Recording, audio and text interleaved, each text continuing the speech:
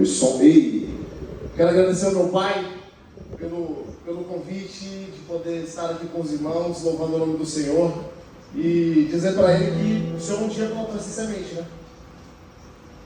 Lá naquele acidente, 2015, e o Senhor falou para mim: filho, busca os caminhos do Senhor, filho. Não compensa essa vida. Aquele dia, aquela noite, com aquela moto toda estraçalhada e naquele dia nada aconteceu comigo. Eu comecei a pensar. Hoje eu estou aqui. Hoje o Senhor me fez um pastor, um missionário, um obreiro, porque um dia não foi com a força do seu braço, não foi com a força da tua vontade, mas foi com a dor dos teus joelhos que fez com que eu chegasse até aqui. Então quero glorificar o nome do Senhor, Deus Todo-Poderoso, e dizer para o Senhor que o Senhor tem um galardão, assim como vários. Amém? Deus continue te abençoando, meu Pai. Te amo, viu? Também te amo.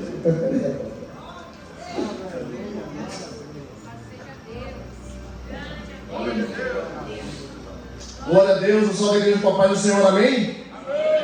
Agradeço a oportunidade, toda a igreja, todo o corpo de pastores, missionários, presbíteros, diáconos, obreiros, pastor presidente da igreja, pastor Farias, muito obrigado pela oportunidade de poder estar ministrando aqui nesse altar. Francisco Fernandes, o senhor é? Local. Achei que era o pastor presidente. Então recebe. Recebe, amém, aleluia. Agradeço a oportunidade, mesmo assim, com todo carinho, com todo respeito, viu? Muito obrigado, que Deus continue abençoando a todos. Vamos abrir a Bíblia no livro de Êxodo, segundo livro do Pentateuco, da saga do Pentateuco, no capítulo de número 5. Amém?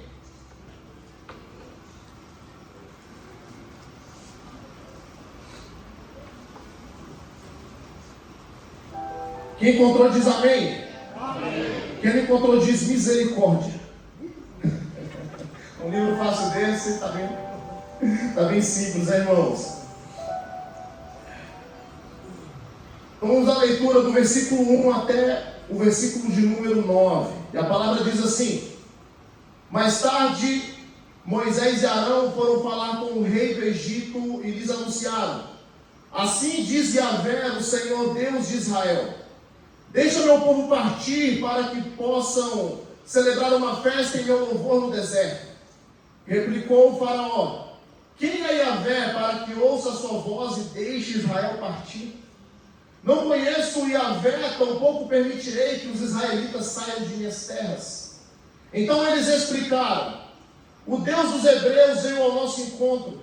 Deixa-nos ir pelo caminho de 3 dias de marcha no deserto, a fim de que ofereçamos sacrifícios a Deus, o Senhor. Caso contrário, ele nos atingirá com pragas e com espada. No entanto, questionou-lhe o rei do Egito: por que Moisés e Arão quereis dispersar o povo dos seus trabalhos e das nossas tarefas? E disse mais o faraó: eis que agora a população dessa terra é numerosa, e a vós fazeis interromper os seus serviços. E no mesmo dia, o faraó deu a seguinte ordem aos feitores e capatazes responsáveis pelo povo: não deis mais palha ao povo para fazer tijolos, como ontem e anteontem. Eles mesmos que vão e ajuntem para si a palha de que necessitam. Todavia, exigireis deles a mesma quantia de tijolos que faziam ontem e anteontem. E não abatereis nada, porque são preguiçosos, e é por isso que clamam: vamos sacrificar ao nosso Deus. Torne-se pesado o serviço desses homens, a fim de que se dediquem a ele e não prestem atenção às palavras mentirosas. Feche a sua Bíblia e senta dando glória a Deus. Aleluia. Agradeço também a oportunidade, Juninho, meu amado irmão, pelo convite também. Muito obrigado. Que Deus continue abençoando a sua família. Amém? Aleluia. Moisés é levantado para a missão de libertador do povo hebreu. E algumas coisas vão chamando a atenção aqui no decorrer dessa mensagem. E que logo aqui no finalzinho, do versículo 8 ao 9, Faraó, ele pesa a mão sobre o povo. Nos dias de hoje, nós observamos a mesma coisa acontecendo. O sistema, o governo, a instituição que se levanta, ela também costuma pesar sobre o povo. Talvez numa dificuldade na sua vida, nas finanças, na educação dos seus filhos, na oração, no jejum. Também sentimos esse peso, mas por quê? Eu vou deixar primeiro aqui para você. Todo sentimento de perca, ele antecede uma mudança de cenário. Todo sentimento de perca é Deus dando um sinal para o seu povo que vai haver uma mudança de cenário na minha vida e na sua vida. O povo de Israel, o povo hebreu, vivendo no Egito, passando por dificuldades e perseguições, orando e sem resposta, se deparam com essa situação. E Moisés, sendo levantado por Deus, é designado até o Egito na missão de libertar os israelitas, que na ocasião eram chamados povo hebreu. Aquela nação já vivia no Egito aproximadamente há 400 anos. E esse povo era da descendência de Abraão, de Isaac e Jacó, mais conhecido como Israel, que logo após vindo José se tornou o governador do Egito, e abrindo as portas pela mão de Deus para que houvesse salvação para aquela nação naquela época, pois aquele povo iria morrer de fome quando se cumprisse a profecia dada por Deus num sonho para José, que da mesma forma que viriam 7 anos de vacas gordas, também viriam 7 anos de vacas magras. E anos se passaram após a morte de José e de Faraó, que viveu naquela época. Faraó que instituiu, pelo amor de Deus, José como governador. E passando-se um certo tempo, eles morrem. E lá no livro de Êxodo, no capítulo de número 1, do 8 ao 9, vai dizer, do 8 ao 12 vai dizer: levantou-se um novo rei sobre o Egito, que não conhecera José, o qual disse ao seu povo: eis que o povo dos filhos de Israel são muitos e mais poderosos do que nós. Eia, usemos de sabedoria para com eles, para que não se multipliquem. E aconteça que, vindo a guerra, eles também não se ajuntem com os nossos inimigos, e pelejem contra nós, e subam da terra. E puseram sobre eles maiorais de tributos, para que eles fossem afligidos com uma carga mais pesada, porque edificaram a Faraó cidades e armazéns, Pitom e Ramassés. Mas quanto mais os afligiam, tanto mais se multiplicavam, e tanto mais cresciam, de maneira que se enfadavam por causa dos filhos de Israel. Então a palavra está dizendo logo em seguida que o povo começou a se multiplicar, e vendo o Faraó, que estava assumindo o reinado naquela época, em que o povo crescia, se multiplicava, ele decidiu afligir aquele povo, ele decidiu oprimir aquele povo, e fazendo isso tornou-os escravos. Só que quanto mais trabalho vinha, mais eles cresciam, quanto mais batiam, mais eles se multiplicaram. Mas estamos vivendo uma estação e uma era, durante 5.000 anos, pessoas, homens, reis, se levantam para bater na igreja de Cristo, se levantam para bater no Evangelho, se levantam para poder te parar, se levantam para poder te amedrontar, mas a igreja do Senhor nunca será parada, porque a Bíblia está dizendo o seguinte: as portas do inferno não prevalecerão contra a igreja do Senhor. Em outras palavras, não prevalecerão contra a sua casa, não prevalecerão contra a sua família, não prevalecerão contra o seu ministério, não prevalecerão contra você, porque o Senhor garantiu. O Senhor é o garantidor.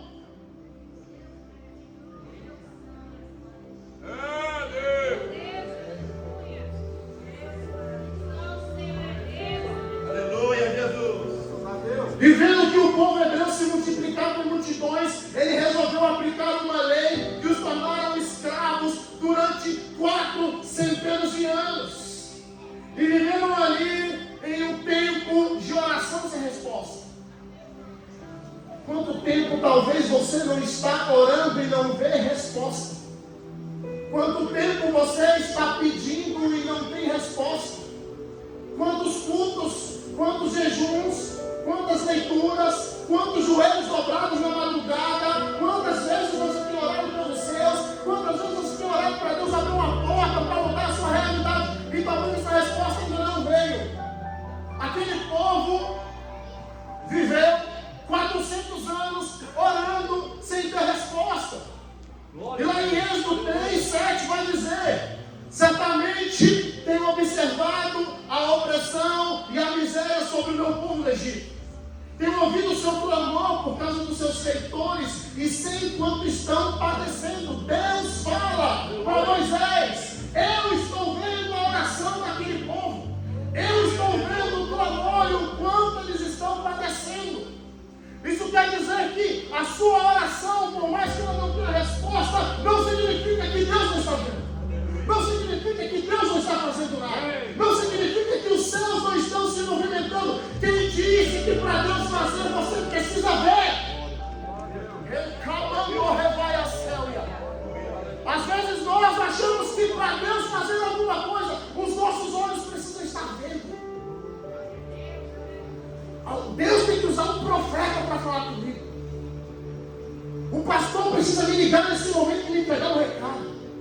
A irmã da roda de oração precisa ser levantada por Deus para me confirmar o que eu tenho orado. Às vezes nós queremos uma resposta o tempo todo, mas nem sempre nós, com os nossos olhos físicos, não estamos enxergando nada. Quer dizer que Deus está parado e que Deus não te ama, que Ele não cuida de você, que Ele não tem apreço pela sua família, pelo seu ministério. Muito pelo contrário, enquanto aquele povo orava 400 anos sem resposta, Deus fala para Moisés: certamente tenho observado a opressão e a miséria do meu povo no Egito e tenho ouvido o clamor por causa dos seus feitores. Glória a Deus. Deus não está surdo. Deus não morreu. Deus não está ocupado. Muito pelo contrário, Ele é onisciente, Ele é onipotente, Ele é onipresente, Ele é o Criador. Então Ele não se ocupa, porque quanto mais você ora, mais Ele gosta. Nós somos feitos para adorar, para ter relacionamento com Ele, para estar cada vez mais perto dEle. Aleluia.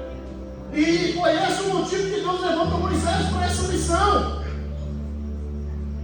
Nós estamos aqui no congresso de missões, aonde quando falamos de missões, tem gente que não gosta. Tem gente que às vezes vê o irmão na rua, na esquina, entregando um panfleto, ou fazendo uma obra na casa de recuperação, ou indo na casa do irmão que está precisando. E tem gente que menospreza, tem gente que despreza. Glória a Deus. Deus vivo, aleluia. Mas eu vou dizer uma coisa para você: se não fossem os missionários de Deus, metade dessa igreja não estava aqui dentro hoje.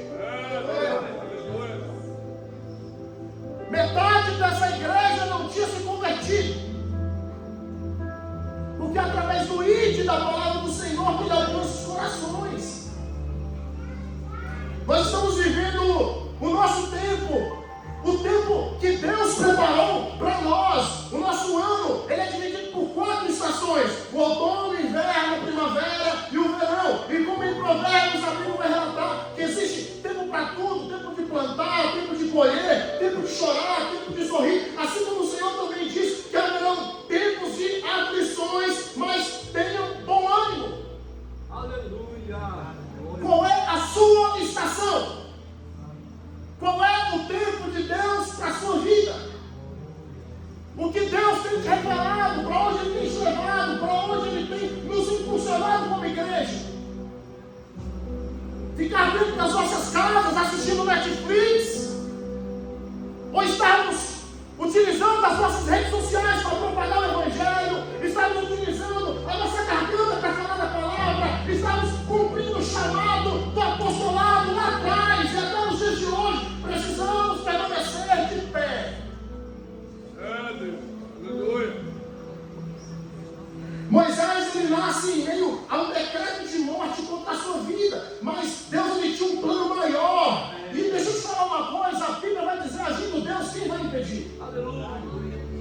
Moisés nasce em meio a uma situação de tribulação.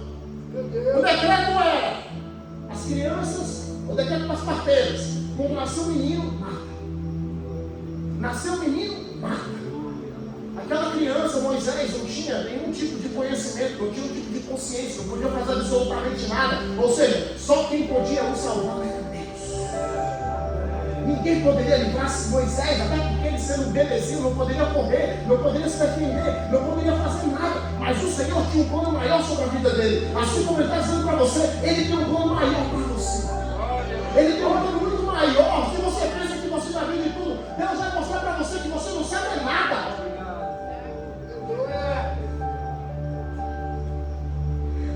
Aquilo que não te mata te fortalece. Está entendendo? Aquilo que não te mata te fortalece. Aquilo que não te parou até hoje tem te fortalecido. Aquilo que não parou a igreja do Senhor tem fortalecido a igreja do Senhor. Aquilo que te faz todos os dias acordar e se mover em direção do sonho que Deus colocou no seu coração é o que vai permanecer como um combustível te impulsionando. Se você tem alguém dentro da sua casa que não se converteu, não para de orar. Se você tem um problema de saúde que não viu cura ainda, não para de orar. Se essa porta de emprego não foi aberta ainda para mudar a tua estrutura de vida, não para de orar. Se você ainda não foi batizado no Espírito Santo, não para de orar. Enquanto nós permanecemos orando, o fogo continuará descendo do céu sobre você. Vai continuar. Se Deus tem colocado luta para você, então luta.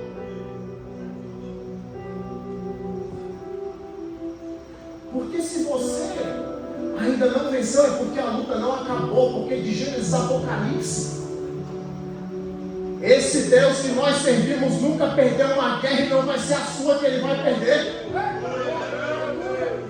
Eu nunca vi Deus perder batalha, não vai ser a sua que ele vai perder. Moisés é colocado em um cesto e levado, e pouco tempo depois era encontrado pela filha de Faraó que decide criá-lo. E alguns anos se passam, e Moisés, por ser justo e estar cansado de ver os soldados carrascos do Egito espancarem o povo hebreu, ele decide matar um soldado egípcio. E logo depois disso ele foge. Em resumo, até deu para entender o que aconteceu nessa temporada, porque Moisés, sendo adulto, ele forma uma família. Porém, os planos de Deus sobre ele permanecem de pé mesmo anos se passando. Eu estou tentando fazer uma introdução rápida aqui, porque ainda não comecei a pegar a palavra.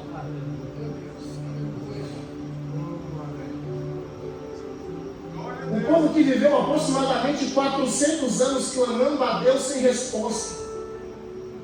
Imagina nos dias de hoje, pastores, irmãos, 400 anos orando sem resposta.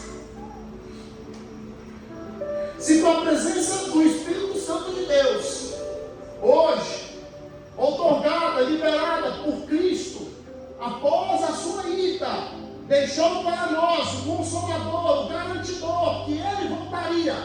Se nesses dias de hoje, tendo o Espírito Santo, já tem gente que não é fácil, imagina naquela época em que Deus escolhia com quem Ele falava, não era com qualquer um. Não era com qualquer um que Deus falava, Ele escolhia quem Ele ia falar.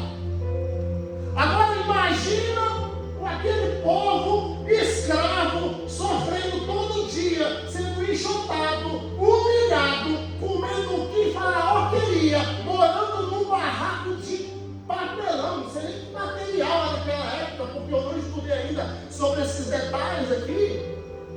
Porque a teologia, quanto mais a gente mergulha, mais tem coisa para estudar. Se aquele povo viver naquela miséria, no Egito, orando 400 anos, você tem ideia do que é? O seu pai orar a vida inteira, morrer e não ter resposta. Você orar a vida inteira, morrer e não ter resposta. O seu filho orar a vida inteira, morrer e não ter resposta. O seu neto orar a vida inteira e morrer e não ter resposta. Foram 400 anos orando sem resposta. E a Bíblia ela costuma repetir a história.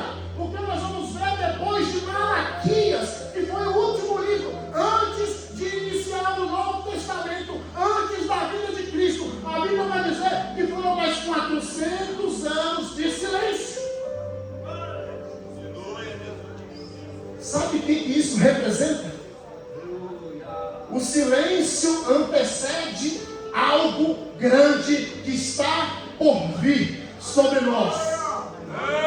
Se você está vivendo um período de silêncio, isso é Deus confirmando para você: tem coisa aí. Tem coisa aí. Se você não pegou, meu irmão, começa a ficar ligado no culto. Aquele povo orando, mas não via nada. Só que na verdade Deus estava lá descendo sarça, fogo na sarça, para falar com um jovem chamado Moisés. Às vezes você está orando, a tua providência está acontecendo, você não está vendo, mas o milagre está sendo gerado. Você não está vendo, mas tem coisas se levantando em seu favor. Você não está vendo, mas Deus está estruturando o teu futuro. Você não está vendo, mas Deus está preparando lá na frente para coisa grande. Você não está vendo, mas está orando, e o Senhor no secreto tem falado com pessoas que vão levantar e vão se lembrar de você, vão abrir porta para você, vão te ajudar, vão ser instrumentos do Senhor, como Deus levanta o primeiro juiz da terra chamado Moisés. Porque enquanto o povo orava e achava que não tinha resposta, Deus manda um anjo se manifestar com fogo e uma sarça. Aquela sarça não queimava. Aquele homem ficou curioso, Moisés ficou curioso. Ele corre lá, ele se aproxima e Deus fala para ele: Moisés, tira as sandálias dos seus pés, que esse lugar que você pisa é santo. Quem disse que Deus não estava fazendo nada? Quem disse que nada estava acontecendo para aquele povo esquecido? E a ordem de Deus para Moisés era libertar Israel. A estratégia e desígnio de Deus para o povo não era um resgate para sofrer no deserto.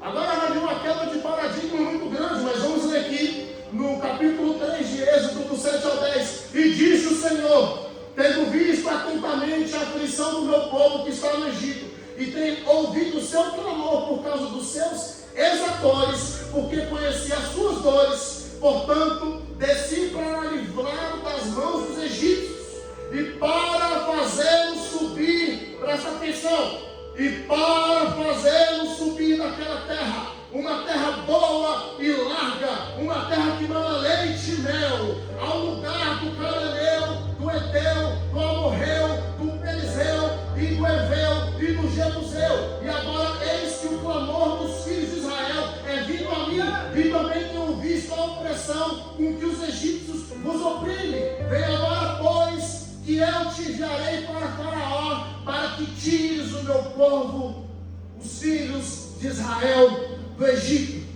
A terra era boa, manava leite e mel. Deus estava falando: ei, sabe aquele bando de escravo lá? Sabe aquele povo esquecido há 400 anos? Eu estou pegando a terra que já foi construída por alguém que já levantou os muros, alguém que já assaltou a cidade, alguém que já estruturou o comércio, uma cidade que já produz leite, uma cidade que já produz mel. A tua promessa, ela não vai vir de repente, porque o de repente de Deus já está acontecendo hoje. Para aquele povo, não era de repente, o Senhor já estava trabalhando lá atrás, já tinham os inimigos, os Cerezeus, os Jebuseus, os Amorreus, estavam trabalhando em favor do povo de Deus. O teu inimigo, ele é o teu funcionário, ele trabalha em teu favor. Se você não entendeu, deixa eu melhorar aqui. O que Deus está falando para você é que todo levante contra a sua vida é o inimigo sendo ferramenta para confirmar a tua vitória que já aconteceu. Aleluia! Ai, está difícil. Oh, glória! Ai, mas que peleia. Ai, mas que vida pesada. Ai, mas que luta. Ai, mas que labuta. Não é assim? Não é assim? Então você fala: ei, estou produzindo em teu favor. O teu inimigo, ele não trabalha contra você, pensa ele. Até para tocar a mão tem que pedir permissão para Deus. Até para Satanás tocar em Jó, Deus tem que autorizar e ainda falar o limite. Vai tocar até tal parte. Dali que não passa. Toca no filho, toca na finança, toca na saúde, toca na casa, toca, mas não toca na vida do meu servo.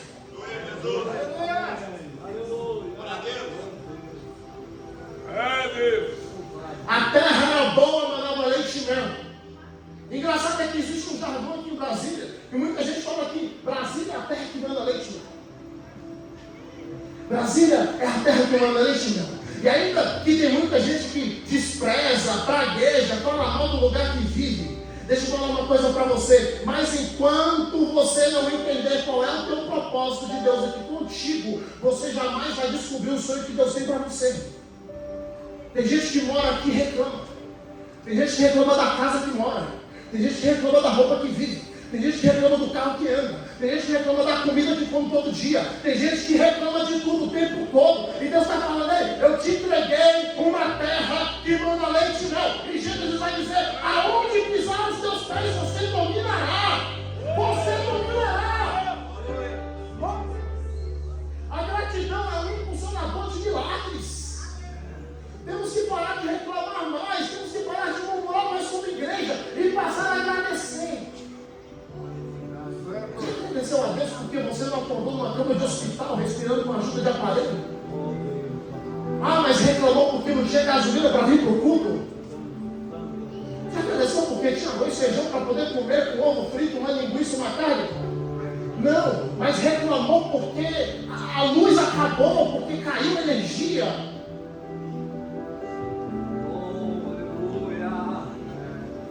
Como igreja estamos perdendo sensibilidade. O Senhor está te chamando nessa noite para aumentar o teu nível, a tua sensibilidade, aumentar a tua visão. A profecia universal para todos nós através de Cristo é salvação. Deixa eu falar, a profecia universal de Cristo para nós é salvação, mas o propósito individual de cada um em servir o reino enquanto está vivo e como Deus vai te usar é para você, ou seja, cada um para um ministério individual. E Deus vai te revelar da forma que Ele vai te usar. Deus vai te revelar pelo caminho que Ele vai te mostrar. Deus vai te impulsionar pelos lugares onde você terá que pisar para ser ferramenta dele. O propósito da igreja é: sejam salvos, a terra prometida lá no alto, ela está disponível. Mas enquanto você está vindo aqui na terra, permaneça conectado ao reino de Deus, porque Ele já se faz presente. E através de você, dos seus filhos e dos seus netos, o Senhor vai te usar como ferramenta dele. Não importa se é no teu trabalho, não importa se é na rua, não importa se é dentro da igreja, Ele permanece sendo Deus nos usando. A ordem era: diga a Faraó que liberte o meu povo para que adore. Aleluia! Olha isso aí. Deixa eu correr que o vento está acabando. A ordem é: liberte o meu povo. Ok? Moisés entendeu. Aí Deus fala para ele: agora pega essa. Liberte o meu povo para que o meu povo me adore no deserto. Me adore no deserto. Deserto, ele não é lugar de sofrimento para os obedientes, não. Deserto não é lugar de sofrimento para os obedientes. Obediente no deserto, ele não murmura, porque o obediente no deserto ele adora.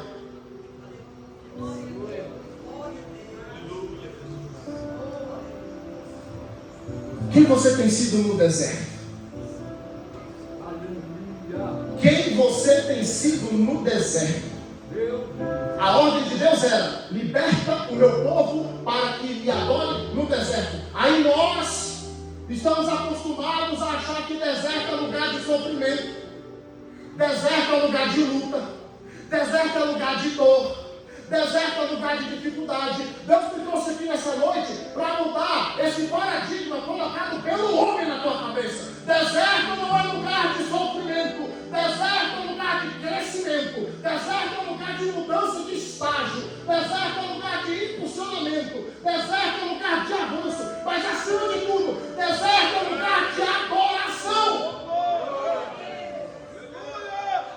Deserto é lugar de adoração. A ordem de Deus era: não é para ir para o deserto para poder brincar, não é para ir para o deserto para poder chorar, não é para ir para o deserto para poder sofrer, é para ir para o deserto para me adorar. Porque enquanto vocês me adoram, enquanto o marcha, Deus fala: a terra prometida. Enquanto você marcha, Deus está te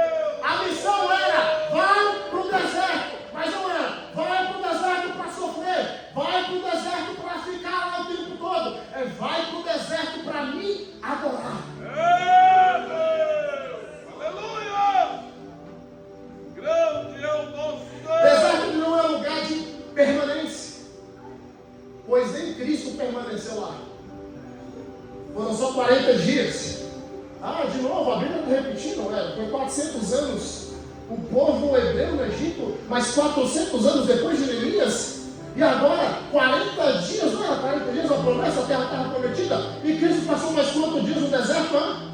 Quantos? 40 dias. Olha, tem alguma conexão nisso? O que Deus está dizendo para você? É Deus. A resposta de Deus para aquele povo era: deserto não é lugar de permanência, é lugar de transição. Eu estou tirando vocês da escravidão e levando para a independência. Eu estou tirando vocês da escravidão e levando vocês para a abundância. Eu estou tirando você do sofrimento e te levando para o regozijo. Eu estou tirando você do choro e estou levando você para o sorriso. Eu estou pegando o teu casamento que está acabando e estou reestruturando ele. Eu estou pegando a tua empresa que está quebrando e estou reestruturando ela. Eu estou pegando o teu ministério que está fechando e estou abrindo mais portas. Eu estou pegando você do fundo do buraco e estou te colocando no topo dele. Mas não é para você chegar lá e se encher de você. Não é para você chegar lá e começar a se vangloriar. É para você chegar lá e quando perguntarem como foi que aconteceu, você fala: Deus fez.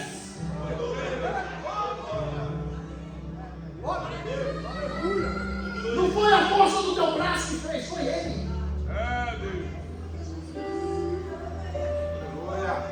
O projeto era 40 dias até o local prometido, a terra prometida. Do Egito até a terra prometida era 40 dias a promessa de Deus. Mas permaneceram 40 anos. Eu não estou falando de pecadores.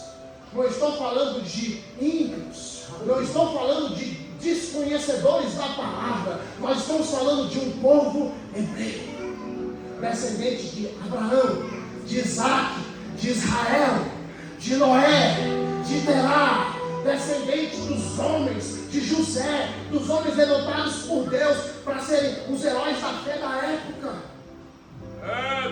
Aqueles homens sabiam quem Deus era. Aqueles homens viram Deus abrir o mar para eles passarem a seco, todos eles. Aleluia. Ungiram o umbral das suas portas e viram o anjo da morte passar, mas nenhum deles foi tocado. Aqueles homens ou não, pessoas que surgiram do nada e decidiram sentar no banco da igreja e agora vão servir, eram pessoas conhecedoras da palavra e pessoas conhecedoras dos milagres. Milagres que eram feitos na vida delas, mas foram elas que se esqueceram. Foram elas que se afastaram. Foram elas que, quando receberam a sua promessa, se esqueceram de Deus. Colocaram Arão para fazer um poste ídolo e ele levanta um bezerro. Aí Deus pega e fala: tudo bem, Moisés, tudo bem, eu não vou pesar a mão não. Aí Deus pega e fala assim: eu quero 12 espiões, que eu vou revelar a promessa. A Bíblia vai dizer que vão para os 12. Dos 12, 10 fala: não dá, é difícil, não dá para vencer, a terra é povoada, os inimigos são fortes, tem muita estrutura. Nós, como povo, morando no deserto, sem ferramentas para a guerra, não vamos dar conta. E 2, Josué e Caleb olharam e falaram: não, a terra é do jeito que Deus prometeu. Ele prometeu, ele vai cumprir. Dá para vencer, dá para matar os inimigos, dá para ter uma posse, dá, porque Deus prometeu. Se você está diante de um juiz, ele bate o martelo, não tem que cumprir, o juiz aqui na terra. Você não está no tribunal lá, uma ação judicial, juiz dá a decisão, dá a palavra dele, tem que obedecer, tem que cumprir. Por que quando a palavra de Deus, do juiz dos juízes, que está acima da maior instância desse planeta, você e eu esmorecemos?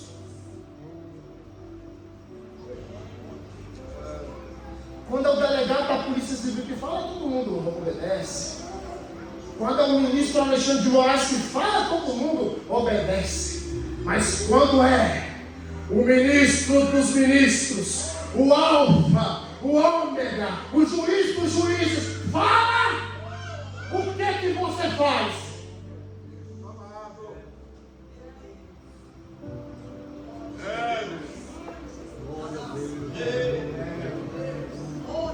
O engraçado é que 2 falam, não, dá para ir. Mas 10 contra 2 é maioria. Sabe o que isso quer dizer? Que nem sempre Deus vai levantar a voz da maioria em favor dele. A voz da maioria era contra a vontade de Deus. A vontade de Deus era entregar a terra prometida. Mas só a minoria, que era 2, falou em favor de Deus. Os 10, que era a maioria, falou contra a vontade de Deus. O que aconteceu com aquela multidão? Toda morreu no deserto porque desdenhou da promessa. Tem gente que não sai do deserto porque perdeu a fé na promessa. Tem gente que está vivendo a mesma luta até hoje porque murmurou, desacreditou da promessa que Deus fez. Ao invés de estar adorando no deserto, está reclamando no deserto, está murmurando no deserto, está desdenhando da promessa no deserto. E o engraçado é que não faltou providência no deserto.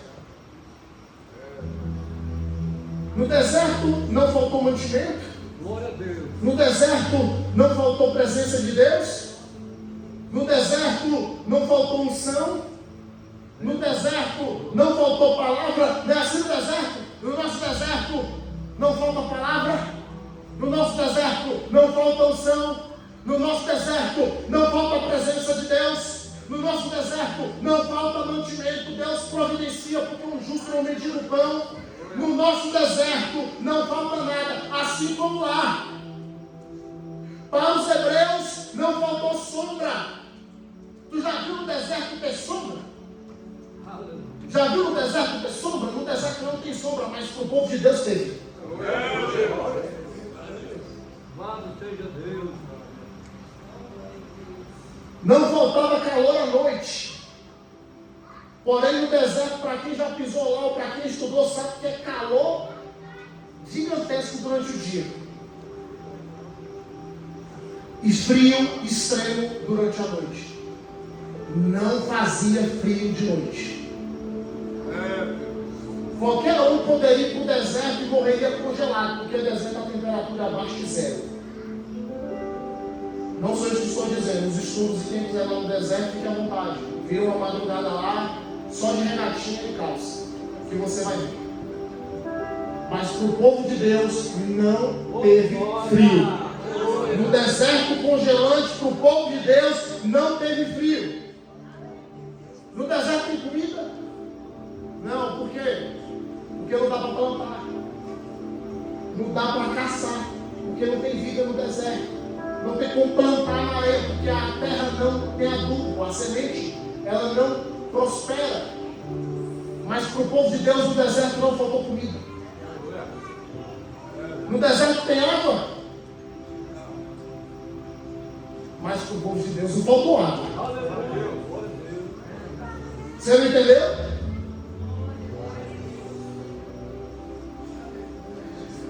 No deserto não tinha água, mas não morriam de sede. No deserto não tem árvore para fazer sombra, mas para o povo de Deus tinha uma nuvem. E aquela nuvem, ela projetava sombra. E da mesma forma projetava o destino. De noite era para ser frio, mas para o povo de Deus tinha uma coluna de fogo esquentando eles e apontando o caminho. No deserto não tinha água, mas Moisés batia o cajado na pedra e daquela pedra jorrava água e o povo de Deus não pereceu de sede. No deserto não tem alimento, mas a Bíblia vai dizer que do alto descia o maná e as codornas e o povo de Deus se alimentava no deserto.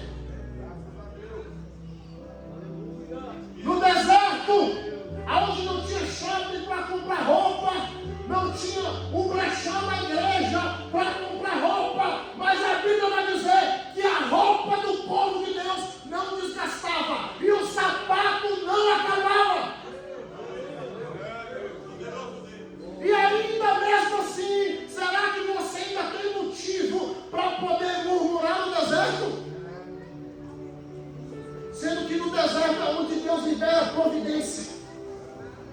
Deserto é lugar de adoração. Enquanto você adora, Deus libera providência.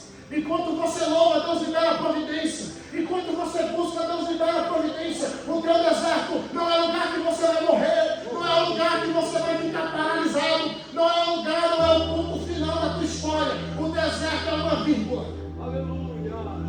Aonde o Senhor continua escrevendo a história dos seus filhos. Oh, glória a Deus. Nós estamos acostumados a olhar para o deserto como lugar de dor, como lugar escolhido para sofrer, como lugar que Deus escolheu para nos abater.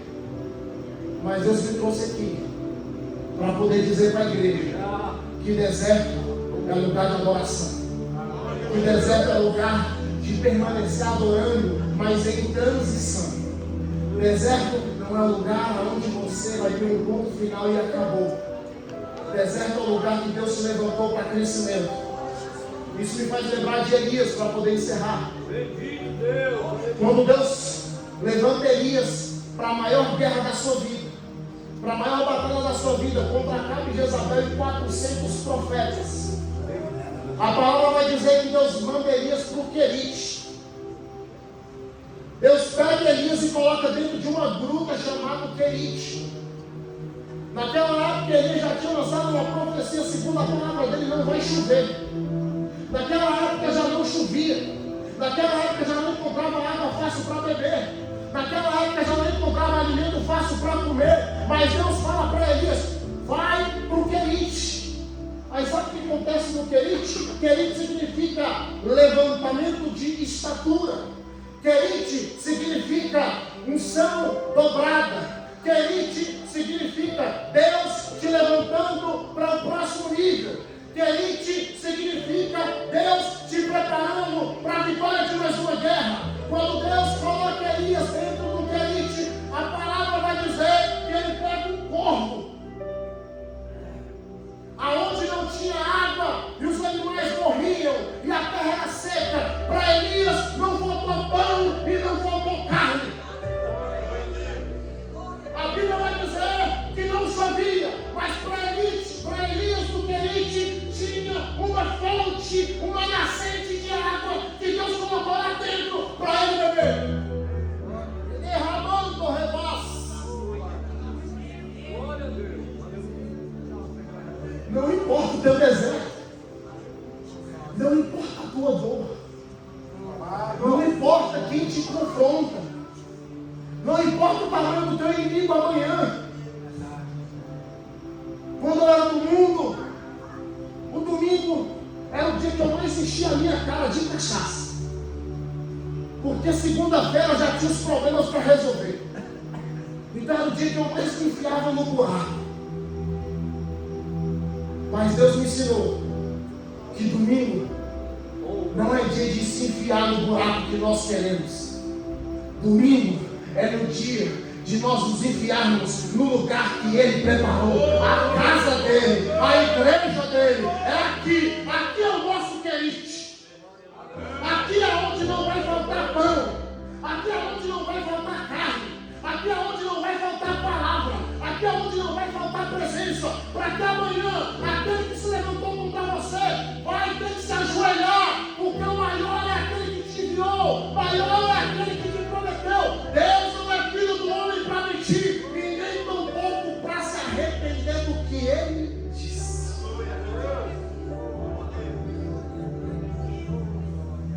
9:09. Eu tive que pular a ministração inteira, porque eu tenho orado para entregar o microfone. Aleluia. Mas vou ter que encerrar por aqui. Dá uma salva de palmas para Jesus, igreja. Para Jesus, Ele merece